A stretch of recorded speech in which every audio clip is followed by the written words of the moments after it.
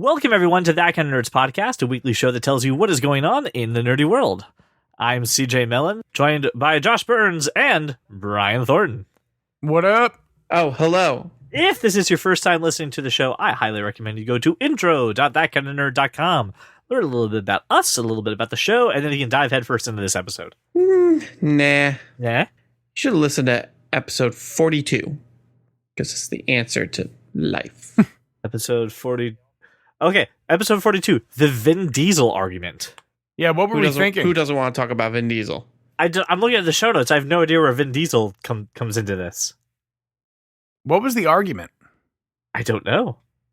It sounds like you should listen to episode 42 and find out. Sounds like what I'm just saying. Sounds like what I'm going to be doing. Well, ladies and gentlemen, let's start the show off by talking about the world of comics. See how it's affecting TV, see how it's affecting movies, but most of all, how it's affecting Brian. Ladies and gentlemen, it's time for Cape Talk. Cape Talk. So the guy who owns the Avengers Endgame URL is holding it for ransom, but really just kind of for some premiere tickets. But in the meantime, in the interim, he has redirected the URL to Deadpool and just kind of promoting that movie right now. I mean, it could be worse. What does he want? He just wants tickets to go to the premiere of Avengers Endgame. How many?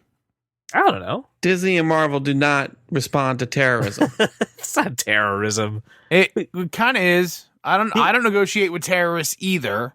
And I think, if the guy owns the URL fair and square, then, guess what?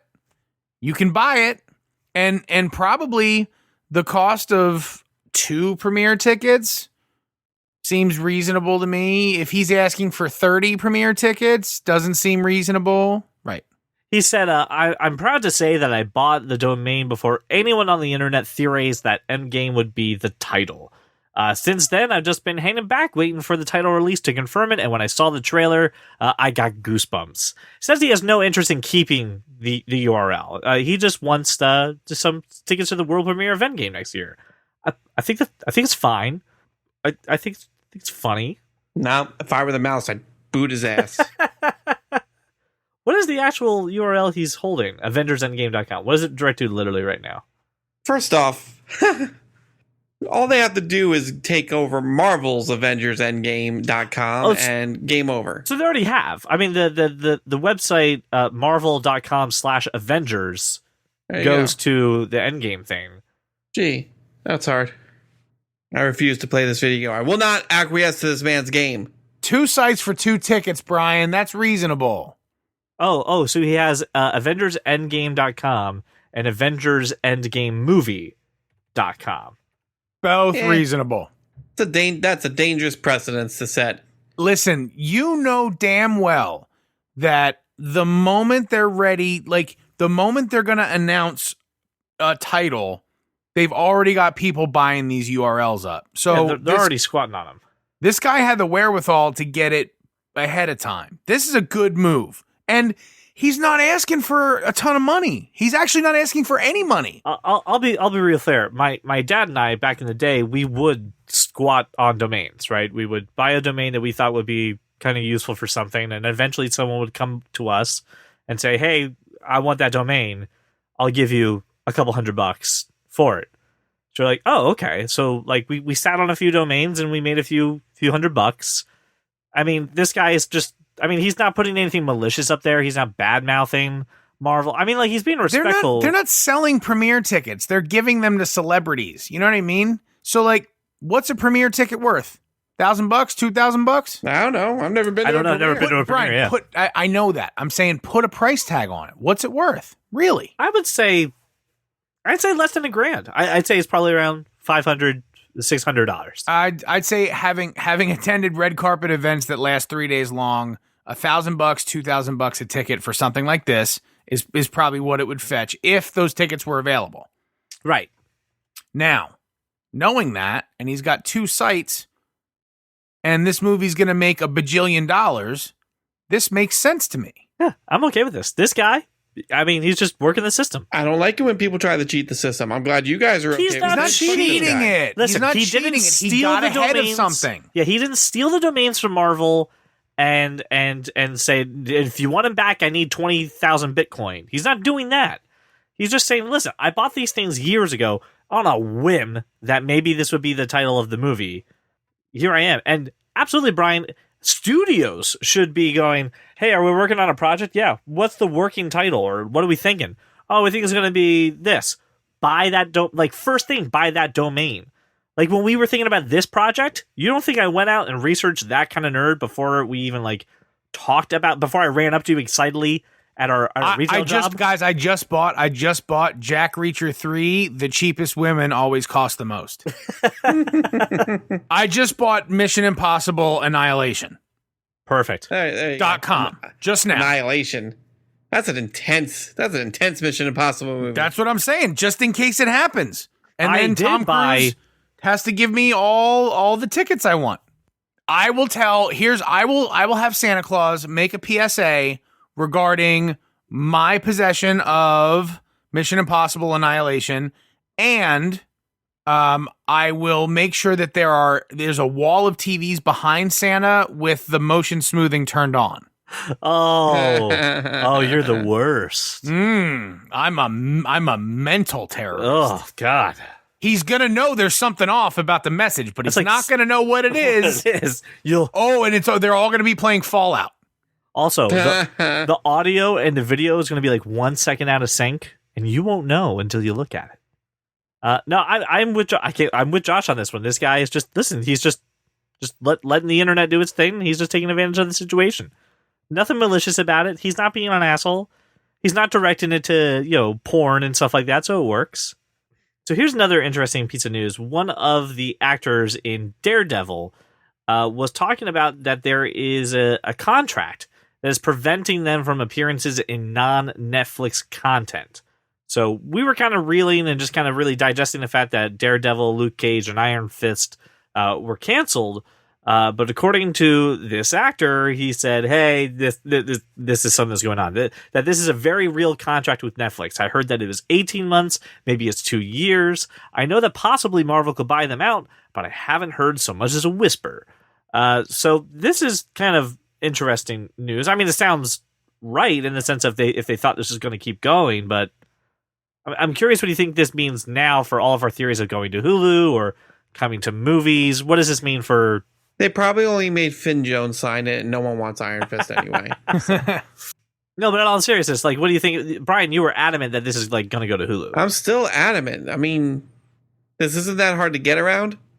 A. B. Who knows how long ago they signed this? C. If they signed it 2-3 years ago, contract's up. And it probably only pertained to the life of the show. I'm not even sure how you would speculate that way. I'm just guessing. I mean, that's a wild guess. I would imagine there is some sort of clause that if Netflix canceled this show, that part of the contract's got to be null and void. The content is still Netflix content. Yeah. Great. Good for Netflix. No, it would have to. No. It would have to be completely different. Is what is basically the way it shakes out. It's not. They can't be the same. I mean, honestly, this is just how business works. It's like getting a record deal, and you say, "Hey, you have to do 3 records." If the band breaks up and they don't do a 3rd record, they're on liable for that 3rd album, or they have to stay together and put something out like a greatest hit album or something. Yeah, it doesn't negate the point that Netflix or Disney can buy them out of this. They can.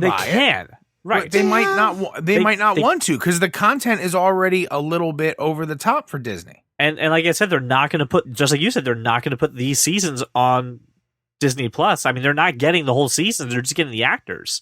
And if you're going to a new service and you don't have the back catalog, you're telling them, "Oh, go to our competitor and watch the previous stuff that you missed, and then come back to us for the new stuff." Like Disney's not gonna do that.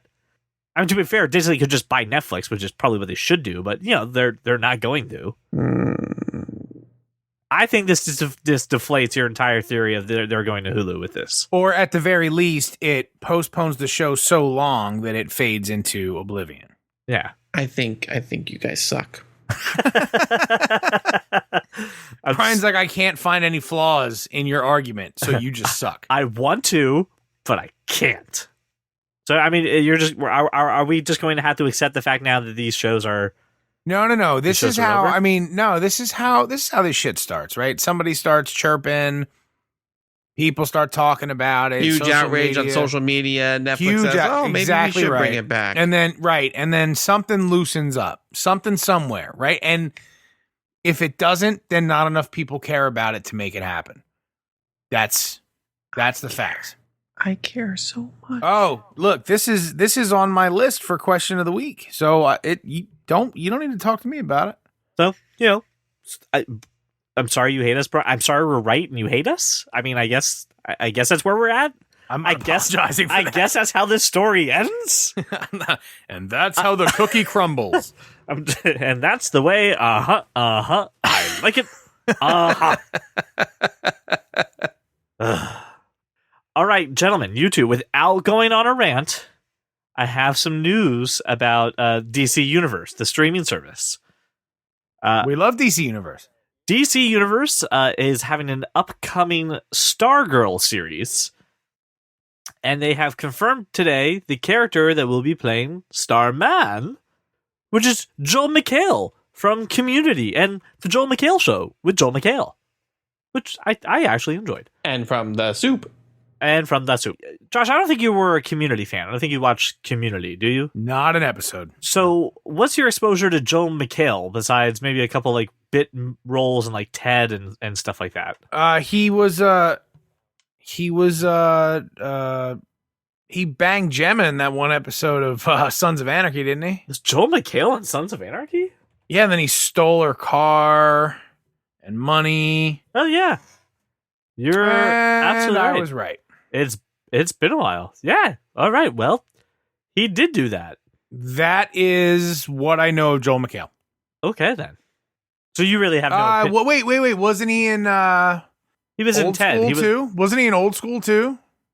He was like the dick boyfriend. yes. Yeah. All right. So I know like his movie roles, I guess. Okay. He usually does play a guy who's rather arrogant, but like kind of a little bit salt of the earth, but like also No, a guy he's- you kind of punch he's in a the face. Nope, douchebag. Total douchebag. He's a Todd. From Scrubs, Right. the Todd? No, just no. he's a Todd. Oh, a Todd. We have a grudge against people named Todd? Is that what's going on now? I want you to close your eyes and picture Todd. Any Todd. Just a Todd. Picture a Todd. Do you want to punch him in the face? I kind of do. You want to punch him in the face. All right. So, Brian, now that we know that Josh really has no opinion of Joel McHale, I know you and I love Joel McHale because we're big fans of Community, and we kind of notice him in cameos, except for me in Sons of Anarchy, because apparently I forgot. So I'm curious, what do you kind of think about him being cast as Starman? My thoughts on Joel McHale as Starman are thus. You're not sitting in front of a fire with a glass of brandy. Kind of does feel like a fireside chat now. CJ, I want you to relax for a little bit, Pour yourself a nice Chianti. Think about, all the wonderful things that Joel McHale has provided to us. Hours of entertainment. That. Why do you have an NPR voice on right now? What is happening? Oh. I'm going to have to ask you to take it down there, CJ. All right. We're here to relax. We're here to reflect. Did I do? And Joel McHale has provided hours of entertainment through many different mediums. I would say that Joel McHale is the right amount of funny and kind of goofy and kind of serious to pull off a character like Starman. Are you representing him? Like, did you pick up a new client? I know you're representing Jamie Foxx. Are you now representing Joel McHale? Mr. Fox and I are, no longer working together. That's, oh, you've gone separate that we paths. need to, You that's got something grew that we each need other to address. I feel like you knew about that, and then you just decided to open the wound again, CJ. What is going on? I see how you're trying to get a rise out of me, and I am going to maintain my composure because, as this Pinot Noir is just, it's not too bitter, but it slides down smoothly. Joel McHale's performance as Starman. Is it that I'm wishing Bane's going to make an appearance next? Like, what is happening? It's going to ease the palate. It's going to be a very nice ride. I'm very excited. I'm very much looking. All right, this bit is like there's a horse now. It's a zombie horse, and we've been beating it for a while. You may think that. Is there a point anywhere around here? Does anyone But the see a more point? you get angry, the funnier this is, I guarantee This you. is, I don't know In if this fact, is I stayed will in the receive- show. I'm going to receive many text messages about how I've just trolled you for the next 3 minutes. This is, It's going to be fantastic. I don't understand what's happening right now. CJ, I'd love to hear what your thoughts on I Joel already McHale gave is. you my thoughts on Joel McHale. Did I step into an alternate universe? Did you switch yourself out with an evil twin? What just actually probably the good twin. You were probably the evil twin originally. It would most definitely be the calmer twin Oh my who God. knows when to stop and smell the roses, CJ. Can you tell me about Starman? Yes, I can. I can tell you about Starman. I will.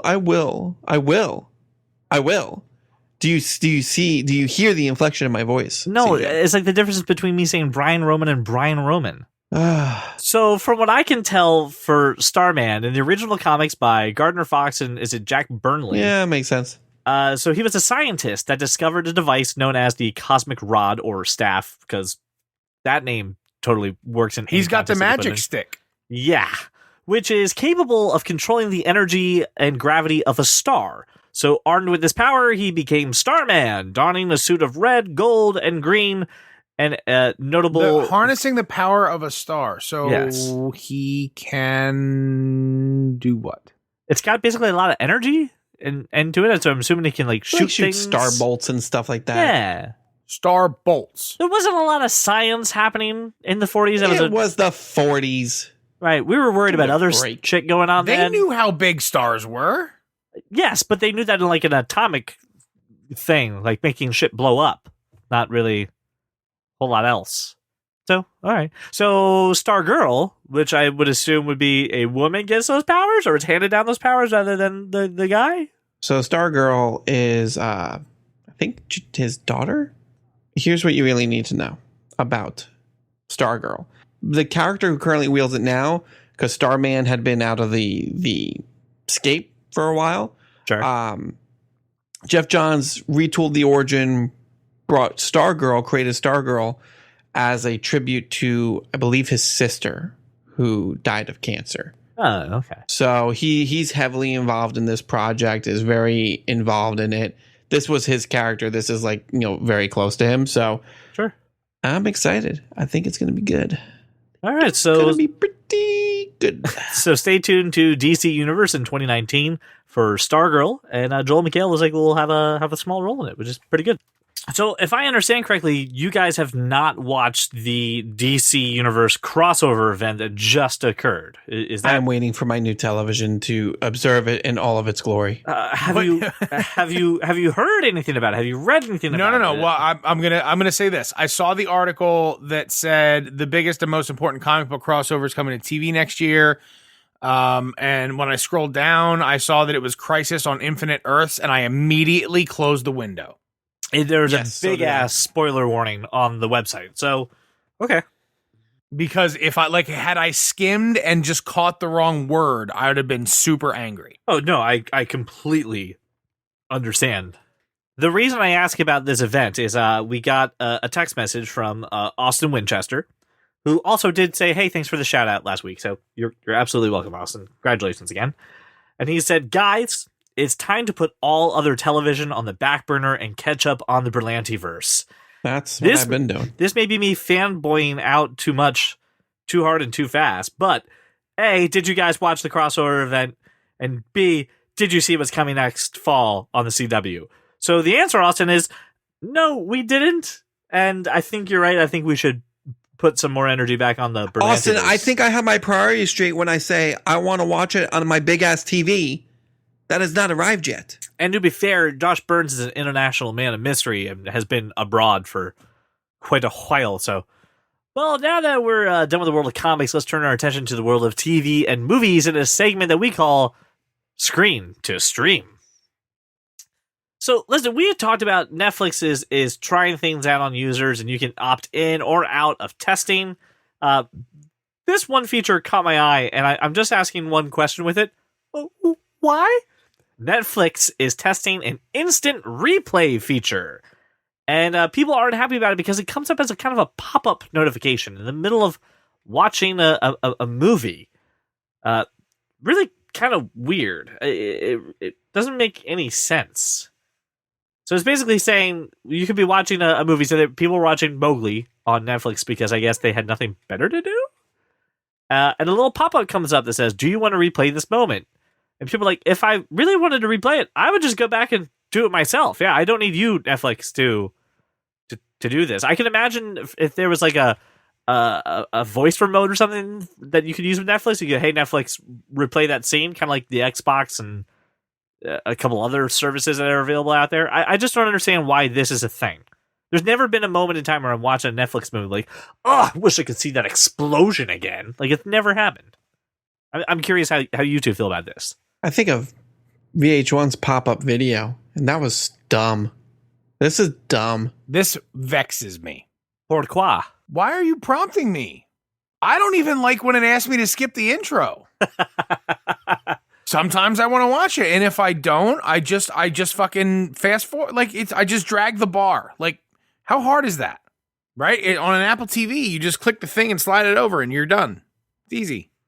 I mean, I use the Apple TV remote and go back 10 seconds. Like, it just... if you're using the tactile remote... Oh, I hate that remote, so I use the app. Or the app. You can do the same thing in the app where you drag the bar. Like, either way, it's easy. This doesn't...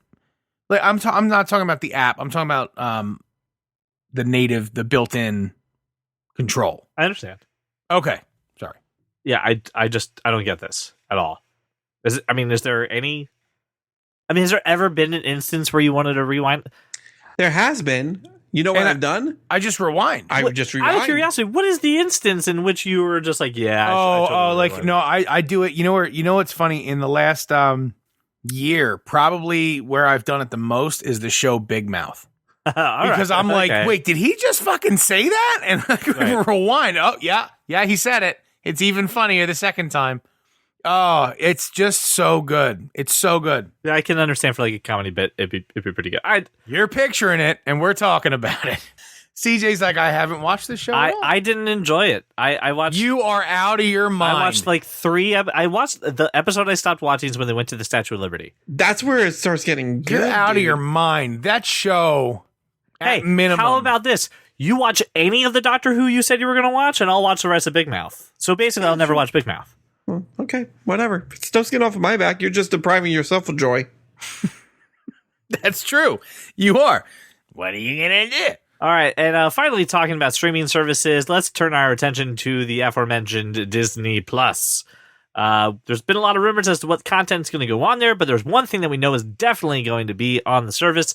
It is The Mandalorian. Josh, I think when we were talking about this show previously, there was a little bit of confusion. Brian, what is The Mandalorian? I don't know if it's a race or just like a from Mandalore. Yes, it's a race. No, okay, so I mean, but it really, when you say Mandalorian, everyone thinks Boba Fett and that sweet ass armor that Boba Fett wears, because that's what Mandalorians wear. So it's going to be a TV show debuting on Disney Plus. It's going to be written and executive produced by Jon Favreau. If you don't know who he is, shame on you. Too. He's going to be directing like a episode or two, but there's other people on there. Guys, this cast is batshit crazy. Yeah, this is insane. Can you please go over the cast list and just... So Pedro Pascal from Narcos fame, Kingsman 2... Game of Thrones... Game of Thrones fan. Well, yeah, Oberyn Martell was in like 3 episodes. Oberyn Martell was in like 3 episodes. Dude, he had like the most vicious death. Like he's on the list. He was in like 3 episodes. Fine. He made an impression. Continue. So you've seen him places, right? We like this guy. Yep. Great. So if he's going to be the Boba Fett character or whatever, we're assuming. He's like the lead. So yeah. Cool. Then you've got Gina Carano, who formerly Crush on American Gladiator, the newer version, and movies, right? Like I don't know. I can't even think of them. I've seen them, but I can't remember. Spy Kids. No, I don't think so. Carl Weathers, Apollo Creed, and then crazy ass Nick Nolte. So his voice is going to be... With the last movie you saw him in was probably Warrior. Warrior? Yeah. What year did that come out?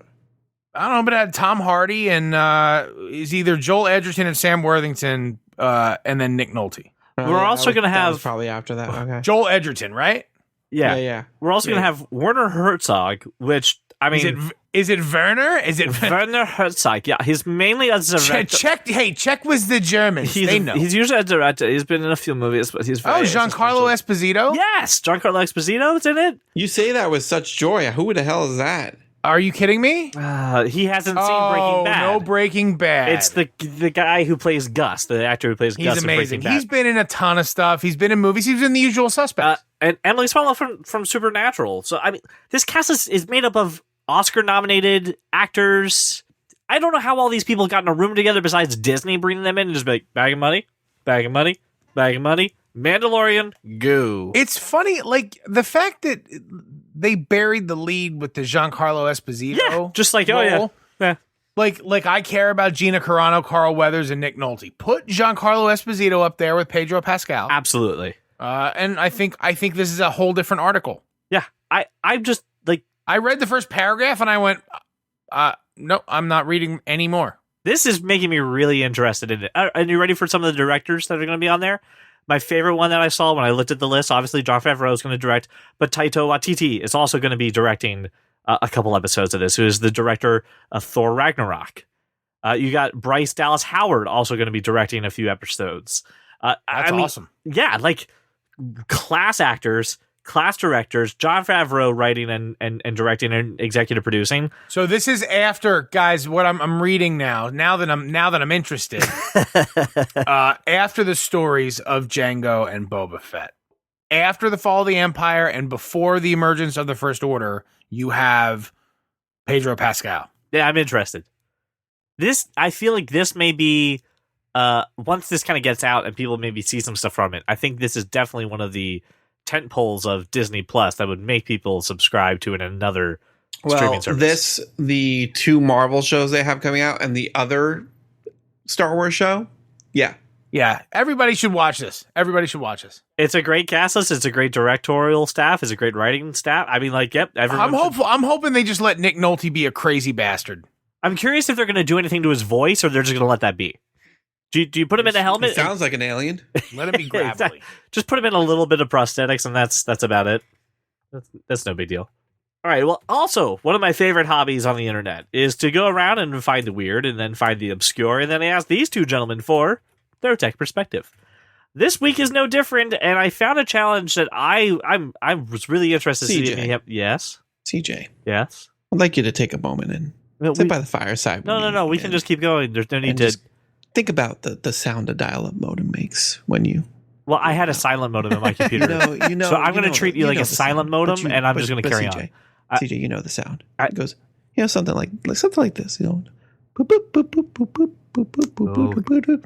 Just want to get to there's a topic. I just want to...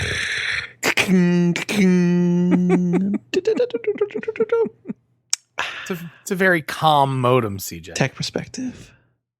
Didn't that feel good? I don't know what Didn't I'm doing that calm and soothe the nerves? What, you know when you don't like something, but you're like, next week it's going to be fine. Like, the next time X happens, it won't be that bad. It just stays that bad for you? But it just stays that bad for me every single week. It never... Well, there's no hope. There's no end in sight. But yet, for some strange, twisted reason, I come back every week and ask for a tech perspective.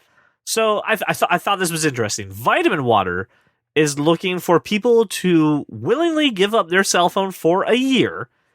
If you give up your cell phone for a full year, they will award you $100,000.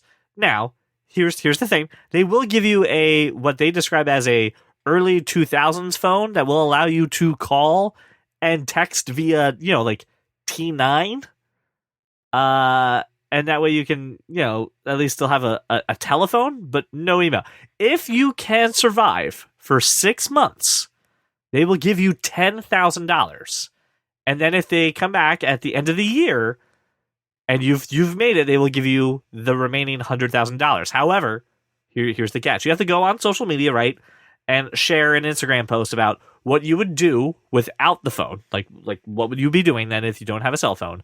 And then you have to pass a lie detector test in order to get the money. Oh, I know how to beat those. The lie detector tests are inherently flawed and terrible, so you can cheat. It's really easy. But, that begs the question. For like $110,000, would you give up your phone for a year? I think we all remember a time when there was no cell phones. It was chaos. It was anarchy. No one knew where anybody was. It was weird.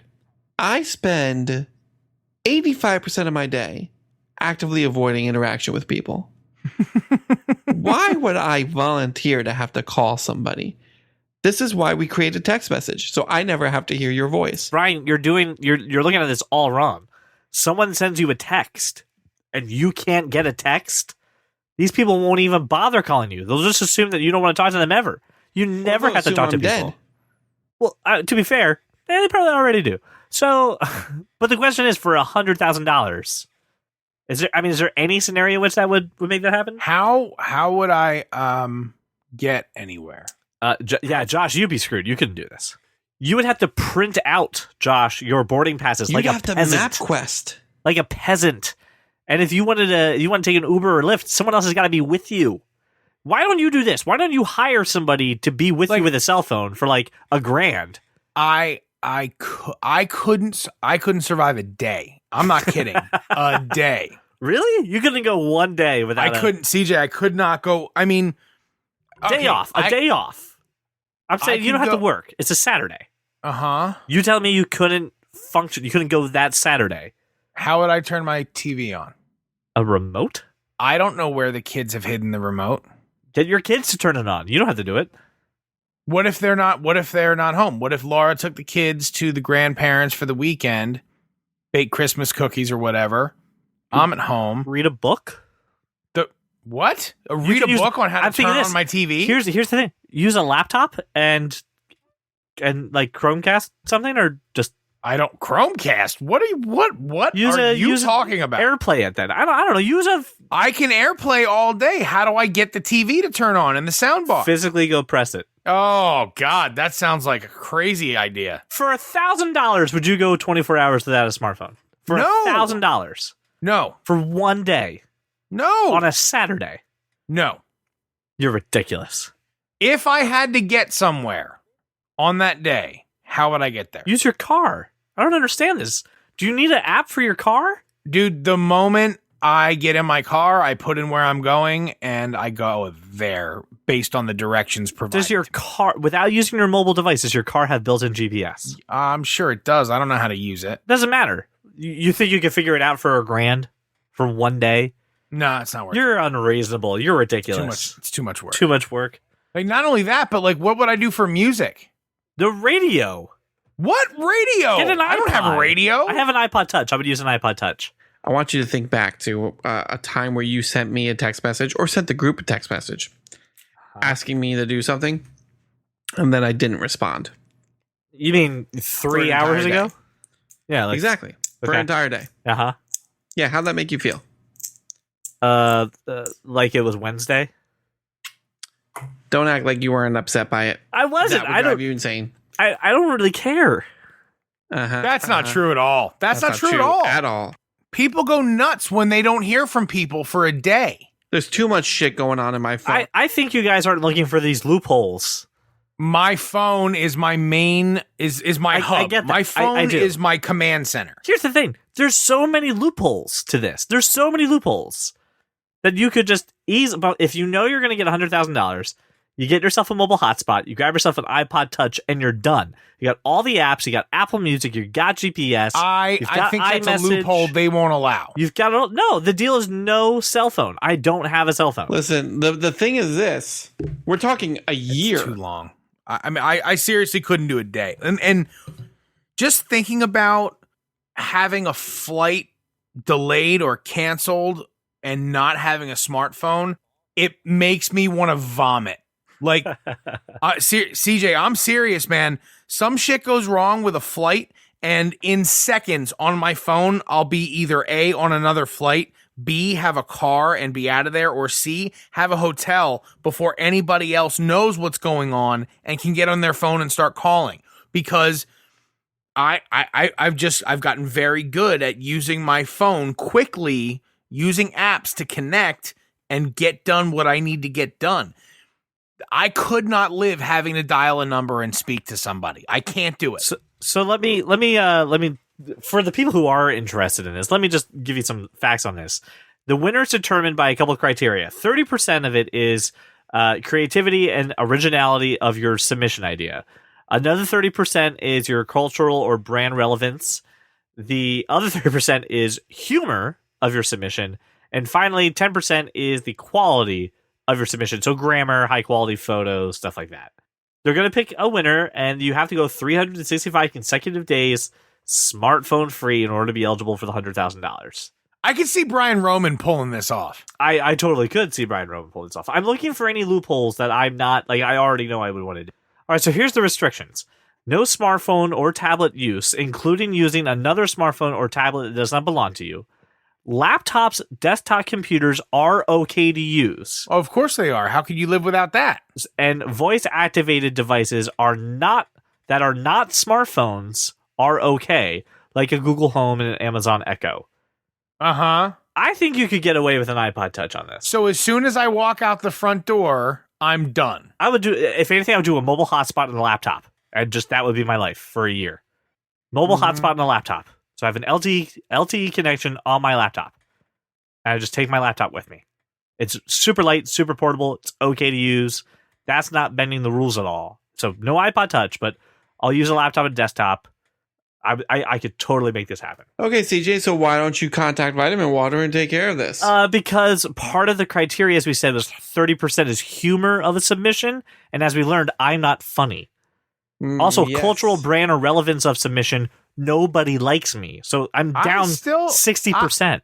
Although you have a podcast that's culturally relevant.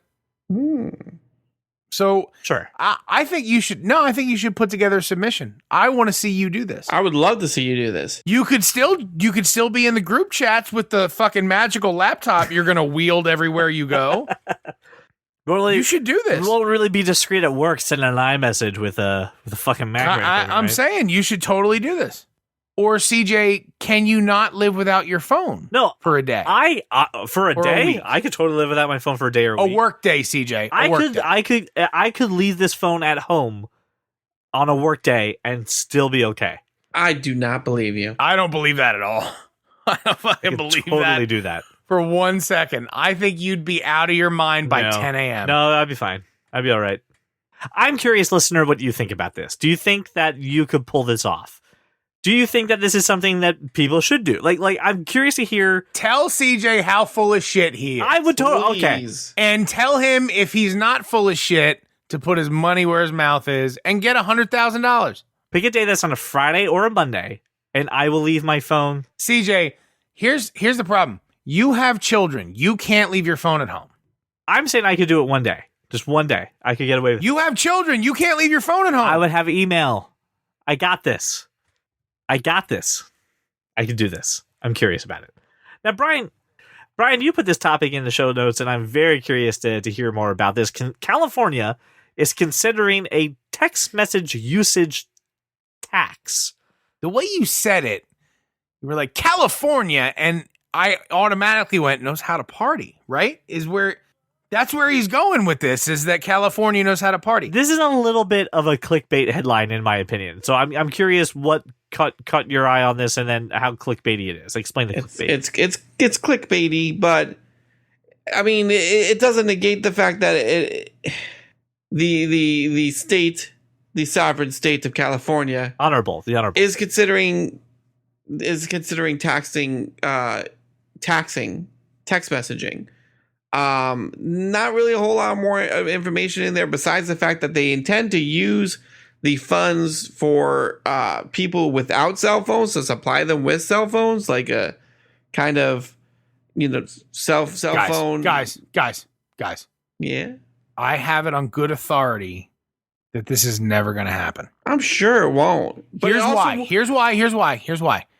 Because all the Android users are just going to buy iPhones,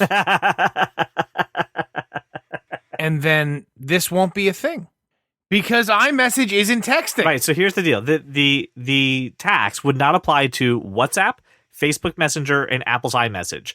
It won't apply to Allo because Allo will be dead, and Google Hangouts. Wait, no, that will be dead. So basically, yeah, this is basically for Android people would be taxed. I think for this. apps like GroupMe and things like that are also safe. They would also. But here's the deal: there's something like you read this and you're like, oh my god, this is terrible. It's not per text. It's not like, oh, you're a major texter. No, it was just going to be another one of those taxes and fees added to your bill. And think about this: $1.12 a month, right? When you buy every month for the rest of your natural born fucking life. And when everyone's like, "This is outrageous," think about this. And Josh, you know this because you and I worked in the wireless industry. When you buy a prepaid phone or a prepaid minutes, there was some form of like dollar tax always on them for E911 and for also providing funds for low income residents to have access to cell phones. Like this is already existing in so many different variations throughout your bill. They used to do this to your minutes, right? They used to tax your minutes, but now everyone has unlimited minutes. So like nobody cares. We're already in the weeds. The brass tacks is when you look at your wireless bill, there's taxes and fees. It generally equates at this point to 17-ish% somewhere. Like I feel like I'm pretty confident I'm right, plus minus 1%. 18 to 20. Yeah, that's what I usually say. Yeah. Yeah. So this is just going to be an extra whatever in California. Now, saying it won't apply to this kind of makes me feel like everybody should just have an iPhone. That's all. And then it wouldn't be a thing. There's no way to tax it. Look, you have to think of it like logically, right? So they have something scanning every account for was there SMS sent? And if there was, you get a tax that month. Right. Whether you sent one or 1,000. Right. Regardless of how many you send, right? So, again, we're hypothesizing, but that makes sense to me. Like, so everybody just buy iPhones, right? Yeah. Brian, I mean, wouldn't that solve the problem? I got it. Or give up your phone and earn $100,000 and you don't pay taxes. You don't pay taxes that year and you're up $100,000. Well, unless you take advantage of that T9 texting phone that they gave you, then you're still paying the tax. There you go. Your argument is invalid. Your hat is pizza. All right. Finally, for Tech Perspective, this was a fan-suggested topic, so I want to thank my friend Brad for bringing this. He's buying this product. He thinks this product is pretty awesome, and he's interested to hear what we think about it. It's called Blink One. It's a tiny USB device that you plug into your laptop, unless you don't have USB ports, and then you live in a dongle town, and that's your life now. And you'll just grumpy about that, and then one day you'll die. You can just plug it into your dongle. It's fine. Stop bitching about it. Jesus. And it lights up depending on what kind of notifications that you have. If you lost your internet connectivity, you got a text message, if there's a Facebook notification tweet, you can customize this thing. This is kind of interesting. I have some qualms with it, but I think overall it's a pretty interesting device. I'm curious to get your opinions on it, though. What do you think about it? Let me say, false. That is false. What you've said is false. All right, but yes, you said it's pretty cool, but you said a bunch of things after that made no sense and were completely unintelligible because this is dumb. And here's why. Go ahead. Notifications, they slide onto the top right of my screen there. Right. Mm-hmm. And that's what tells me that I have a notification and what kind of notification it is. And as a matter of fact, exactly what the notification says. Sure. So a thing lighting up, distracting me from the top right is not helping me. It's actually hurting. I agree with Josh. All right, here's a couple scenarios for this, and let me know what you think about this. Okay. These are some of the use cases that they're advertising. Obviously, there's a couple. Blink if I get a new email. I agree with you. There's just a notification that tells me you've got a new email. Right, so no big deal. Blink when a package shipping status has changed. So if you're expecting a shop, all right, you usually get. It's a push notification. Yep. I get that. Blink if I mentioned on social media sites. So if I come on, Twitter, next 15 minutes before an event, blink a series notifications. Next, this is reminding you to like go outside, like stand up, like take a break. Blink, my Apple Watch does that. To take a break, next, right? Someone is at my door or my light has turned on. Ring, done. Yep. It can connect with IFT and stuff like that. I don't see a use case for this for an average consumer. The only use case I can see this for at all being cool or interesting, but actually helpful is if you run a server farm and you want to know if there's an issue with your server, there's green, yellow, and red that you could make it do. But that's like so nerdy and so in the weeds that there's also big major programs to do this. So I can tell you one other thing about this product that would kind of put it all into perspective. Are you ready? This was a Kickstarter. Wow, that's probably the reason I hate everything about it. Was it funded? Oh yeah, heavily funded, and they met their two stretch goals. So Funded by stupid people who don't know how to set up their notifications. no, people also have Raspberry Pi and don't have Mac OS, so people don't get notifications of things. Probably Android people, right? Probably Android people, that will get taxed for their text messages as well. So It's always Android people. sorry, Brad. It is very interesting from a nerdy thing and just DIY stuff and hacky things. It's great, but you're making a really complicated solution to a super easy problem that's already No. That is a mischaracterization of what's happening. Okay, what's happening? He's not making a complicated solution to a really easy problem. This is an unnecessary distraction from something that is just fine the way it is. Okay. It's not a problem that needs to be solved. Notifications are great. If you're not getting notifications, examine your settings. Good Lord. Now it is time for that kind of nerd to give a topic, a product, whatever, the third degree in a segment that we call the nerd degree.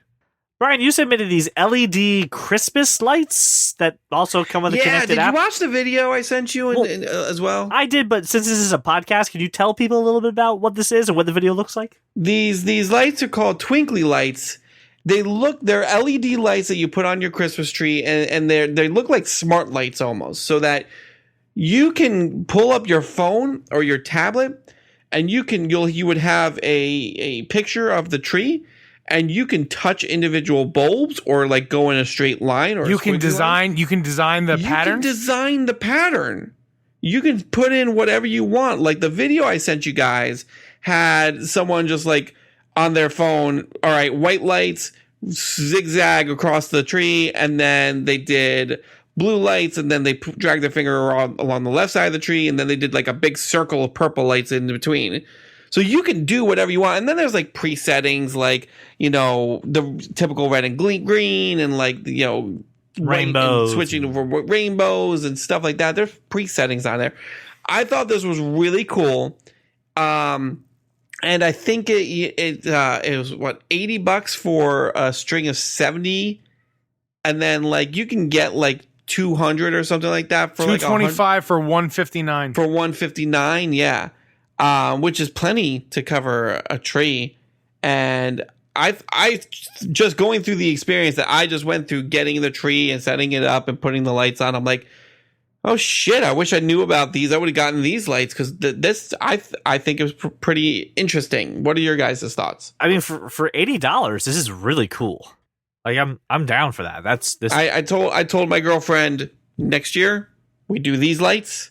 Yeah. And then you can make them whatever color you want. Right now, though, at the time of this recording, it's sold out. Well, I did find another link where you can get them through Amazon. Oh, okay. Yeah, they're available on Amazon. I also like the fact that you can animate the design too, so it's not a stationary thing. It can actually be animated. Right. It's fully animated. It's awesome. The crazy thing is, it's not crazy. There's nothing crazy about it. I'm not creative enough to manipulate this, so there'd be no possible way I could do anything cool. But how cool would it be, Josh, for you to hand Zoe or Christian the tablet and say, "No, I'm with you," and Zoe would be able to handle this. Mm-hmm. So, the problem is, we have a cheapy pre-lit tree. We don't do putting lights on a tree. I can't imagine putting lights on the tree. That seems like I agree. That would be the only downfall of this, right? If it was on the tree, I kind of. If this was if they made a pre-lit tree, I would buy it. Okay, I'm sure they will. I'm sure it's got to be. Let me roll that back. If they made a pre-lit tree that was less than $200, I would buy it. I would buy it even at 200, and I'm cheap. But remember, I also have $100,000 for not using my phone for a year. Less than $200 means $199.99. Oh, okay.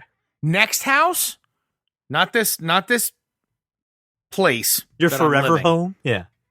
My next house, I would spend up to $600 for a giant, right. You know what I mean? Like Right. vaulted ceilings in your living room type next house. Like a tree when someone's like, he's compensating for something, right? But everyone knows I'm not. So it's the 14-foot monster. And then, yes, Brian, let Zoe just create the patterns. Mm-hmm. Could Christian use GarageBand to build a beat, and then the tree would It be syncs up the to it? spectrum, the I'm spectrum sure analyzer, you could figure and out a way to do like that. Zoe could create the bands for the spectrum analyzer, and Christian could make a beat, and then the tree would react. That would be cool. Probably. I'm sure you That's can figure actually something out. now it's life goals. Now it's life. I would have There you mine looked up to the tech perspective sounds and make it do stuff like that. So, Josh, as we know, although Brian suggested this topic, we do our standard unit of measure every single week. It's always the same. So where do we put this on the nerd degree? This is a Mercedes out in the front of my house with a bow on it on Christmas morning, Oh, wow. and no car payment due. Ooh. I'm serious. Like, Yeah. if I gave this any more consideration, it would be Santa coming down my fucking chimney right now and hanging out. Having a bourbon with Santa. Seriously, this is having a bourbon with Santa, CJ. Yours is better than mine. You're God welcome. damn it. Brian, where would you put this on the nerd degree? This is the most Christmassy thing I've ever seen ever in my life. This is all the warm feelings you get from every Christmas movie and every K Jewelers Christmas commercial just beamed directly into my brain. I like that. It passes the nerd degree. Oh my gosh. I don't remember anything that's ever passed unanimously. Unanimously. Passed. My gosh. I also think it's very odd that every nerd degree we do some kind of Christmas theme. I think that's just meant to be. And finally, ladies and gentlemen, this is, like we say, this is not a one-way conversation. We want to talk to you. So every week, or give or take, we turn to you and ask you a question of the week. This week's question was, what show do you keep rewatching and why? We got a lot of responses. So first off, just thank you to everyone that replied. I'd love to take the opportunity and then go over some of them right now. I already knew this answer. Melissa Castillo said, How I Met Your Mother, Scrubs, and Malcolm in the Middle. They're my relax, wind down, sleepy time shows. Craig Phillips, friend of the show, Craig Phillips, says Lost. I never watched it when it was on TV, but I binged it about 2 years ago and twice again since. It puts me in, it just pulls me in. The mystery, the characters. I'll probably binge it again in the next year. It's like an annual thing. I get it. I'm with you on that one. Laura's aunt, Sister Anne Marie Paul, says, I rarely rewatch anything, but The West Wing pops into my viewership every once in a while. And I've watched The West Wing. I want to say it's 7 times through at this point, and if it's on TV, I'm watching it. Yeah, I am on, I think, my 8th rewatch of The West Wing right now, but I've lost count. We also got a lovely reply from Laura Burns. My lady wife says, Doctor Who when I'm sad with my life, The West Wing when I'm sad with the world, Scrubs because Scrubs. Oh, and I forgot How I Met Your Mother. One last one, I promise, the closer, ask Josh Burns why. Now, I commented, thank you so much. However, my wife would tell you that she is incredibly proficient at work and a hot mess at home. And Brenda Lee Johnson is her spirit animal. I don't think she gives herself enough credit for what she does at home. So I'm going to say, while Brenda Lee may be her spirit animal, she keeps us afloat either way. Is the closer because of you? Did you get her into the closer? I think, and I don't know the timeline, but I want to say the closer started kind of right after we moved in together. Oh, okay. And it was one of those, weeknight shows we could cuddle up on the sofa and watch. I just love Doctor Who when I'm sad with my life, West Wing when I'm sad with the world, and Scrubs because of Scrubs. I mean, that's an accurate description of the world in general. I gotta tell you, when she's laying in bed watching Doctor Who for hours, I just go, hey, babe, what's wrong? It's just a barometer. It's a red flag that you can be aware It of. really is. I know exactly what, okay, we've got Houston, we've got a problem. Moving on, Danielle Garcia Dupree says The Office because it never gets old. I feel like The Office is in a lot of people's rotations on this. Darnell Lewis mentioned Justice League Unlimited, Justice League, Star Wars The Clone Wars, Ben 10 the original, Generator Rex, which deserved at least 2 more seasons, by the way, and several others, mainly because they have great storylines and character arcs throughout. Just when you think it can't get any better or it can't hit you with the feels train, then boom. I gotta say, I have not seen Star Wars The Clone Wars or Ben 10, but I'm right there with him on Justice League and Justice League Unlimited. Those shows are fantastic. Patreon supporter Megan Dunn Cole, she says, I almost never rewatch shows willingly. I even have a hard time watching a show with another person who has watched it before. My husband learned pretty quick that if you put something on that one or both of us has seen, I'm likely leaving the room. Perhaps he just knows this is how to get rid of me. I think... Megan, I think that is a cop-out. I think that, I think you're missing out. And here's case in point. I had never before the last couple weeks binge-watched Game of Thrones all 7 seasons. I had done, 1 or 2, first 3, things like that. But I went back and I did all 7 seasons. And I did it like lightning fast because I was able to background noise it and all that shit. But it's way more emotional going all the way through, the same way that West Wing was way more emotional, and it continues to be. I think there's some shows where if you don't watch them all the way through very quickly, you're really missing out. And I think I understand the watching it with people who have already, seen it before, but at the same time, I think you get some good enjoyment out of watching the other person kind of react to your reaction. Patreon supporter Andrew Capilla says, I rewatch Scrubs at least twice a year. Hands down, one of the best shows I've seen. It's witty, funny, and sad all at the same time. I could honestly watch the Airband episode every day. I'm right with you. The Scrubs and the West Wing get on an annual rotation with me. They're at some point that is playing in my house. You can just walk in and one of those 2 shows will definitely be on. All right. Now, I like Capilla very much. I do. Yes. Binge watching Scrubs start to finish takes 3 days and 19 hours. I'm concerned that you know that, but at the same time, I'm very no. As soon as I read this, I looked it up. Okay. That's how long it takes. All right. Okay? Does that include the season that we don't talk about? I just look. How long does it take to watch every episode of Scrubs? 3 days, 19 hours. That's how long it takes. They're including that other season that Netflix tries to make me watch that doesn't exist. Well, whatever, dude. That's how long it takes. All right. Okay.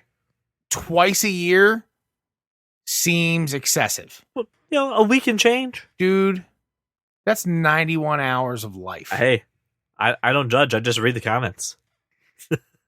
Listen, if he's that's long, and also everybody talking about The Office needs to stop. That show, no. Every scene that didn't include Jim and Pam was awful. My wonderful sister said, Kristen said, The Office, it never gets old. How could you not love Dwight Schrute? Beats Bears, Battlestar Galactica. I just don't like the show. I don't know what is wrong with you. I know who hurt you, but who hurt you? If the show was named Jim and Pam and it was just Jim and Pam, I would be fine with the show. So, Josh, we'll turn to you. We'll have you start. What show do you constantly rewatch and why? There was a comment made by my wife that you'd be better off asking me what shows I don't, or just give me an hour to talk about this. And so I did make a list, and this is a list of shows that I have watched no fewer than 3 times, and some it's upwards of 7 and 8 times. And I'm just going to read them through. I did do HBO first and then kind of everything else next. All right. Ballers, Band of Brothers, Boardwalk Empire, Deadwood, Entourage, Game of Thrones, Newsroom, Silicon Valley, The Sopranos, Westworld, The Wire, West Wing, Sherlock, Breaking Bad, House of Cards, Mad Men, Big Mouth, Friends, Scrubs, Spartacus, Flash, Daredevil, Punisher, Defenders, Parks and Rec, Stranger Things, Sons of Anarchy, The Shield, The Unit, Doctor Who, Banshee, Sneaky Pete, Brotherhood, Dexter, Homeland, House of Lies, Ray Donovan, and The Closer. And watching Scrubs 2 times a year is excessive. I was just about to say that. Guys, these are the shows that are in rotation. Okay. I have watched many of them multiple times, 3, 4, and more. Some of them, Game of Thrones, only twice the whole way through, but I have watched several seasons. I said Doctor Who, obviously, but I'll be honest, it's really seasons 5, 6, and 7. I go back and I rewatch those 3 seasons and nothing else, and I keep going back to those. But they're not one of the shows that I've mentioned. I've watched them all multiple times. Holy shit, I didn't say News Radio. I've watched News Radio 5 times the whole way through. There you go. That's my list. For me, it's a few shows. It's The West Wing, it's Newsroom, it's Scrubs, and I'm missing something. Oh, and The Office. Those 4 are on a heavy rotation, but I really do. I make it a point to watch The West Wing like every year. I just need that show in my life. I can't possibly do it. And it could be spread out over several months. It could be I start a couple seasons and then 2 months later I come back and I can't. I also can't do that. If I'm gonna start it, I have to finish it. Yeah. And that's the West Wing is actually, I think it's the longest show on the binge clock. I can imagine it may be, but it is just something I do. It's just and it's because of you, Josh, that I watch a show. It's an amazing show. It's so good, and it's the one that I go to. But I also put in just new stuff into that rotation. But those are the bedrock of my rewatching experience. Brian, 6 days, 10 hours to watch The West Wing. I believe it. Brian, what's on the list for you? Nothing really. No, I don't really have a lot of time to do anything. So Brian's so busy. He's so super busy. Oh god, guys, I got to catch up with the Berlantiverse. I can't possibly. All right, fine. You know what? If you all fuckers are going to answer for me, then whatever. There's also some paint drying on the wall. I gotta keep an eye on that. Go ahead, Brian. Go ahead. We'll let you go unmolested. I rewatch stuff. I rewatch Scrubs. I rewatch How I Met Your Mother. I rewatch Veronica Mars frequently. I rewatch Chuck frequently. I didn't say Chuck in there. Oh yeah, it looks like you missed one. I just watched that whole series again this year. Chuck. I rewatch Justice League Unlimited quite often. And I rewatch Bob's Burgers. Oh. And actually, I've watched Big Mouth like 6 times through. Before going to bed. Fuck! Jack Ryan. I've watched Jack Ryan 3 times since it released. Jack Ryan. Add that to the list. So there you go. See, I think Josh has the not an advantage, but he's got the lifestyle where he's traveling and like you've got some downtime where you're like not at home. Dude, so you're just having what do you do in a hotel room from like 10 p.m. to 1 a.m.? You binge watch stuff. Yeah, absolutely. What do you do on planes? You binge watch stuff. So obviously people have very strong opinions about the shows that they watch. And if we didn't say your show, we want to hear it. So go ahead and reach out to us. Multiple ways you can do this. Obviously Facebook, Twitter, and Instagram. Or a really cool feature is you can actually call the show, have your voice on it. We'll play it on the air. You call 484-373-4119 and you can leave your message and then we'll play it on the show. I do also want to say thank you to all of you who were randomly reaching out and texting me or DMing me your inspirational quotes. I would like to say I was in a fog this week just due to some life changes and was really confused for a while as to why random inspirational quotes were popping into my inbox, but then I remembered what it was all about. So thank you. You actually made my week. I greatly appreciate it. So listener, I've got some things that I need you to do. Very simple. Number 1, share this podcast with your friends because sharing is the ultimate internet currency, and we thank you for your donation. Also, please rate or review us on iTunes. Give us a 5-star review. You know the show is so good. We bring it to you every week. Give us 5 stars. Finally, thank you. Thank you, listener, for making us your walk around your neighborhood or your drive to work, and we will see you next week. Well, welcome to the club because you are that kind of nerd. Oh, I can't wait to hear more about how I should watch The Wire and Deadwood. You should watch The Wire and Deadwood. I'm just saying. Right, exactly. I can't fucking wait to hear how I'm so wrong about Breaking Bad being overrated. Breaking Bad is not overrated. I think it's rated just where it should be. Nah, I'm just saying. I'm looking forward to that conversation. I think you need to drink a seltzer. Calm down a little bit. I do need a seltzer. We don't have seltzer. We just have water and sadness. And wrongness tonight so far. Nah, I should get wine. I think we have wine. I'm gonna go get wine. You're going now? Right meow? Right yeah, meow. right now. He's going right meow.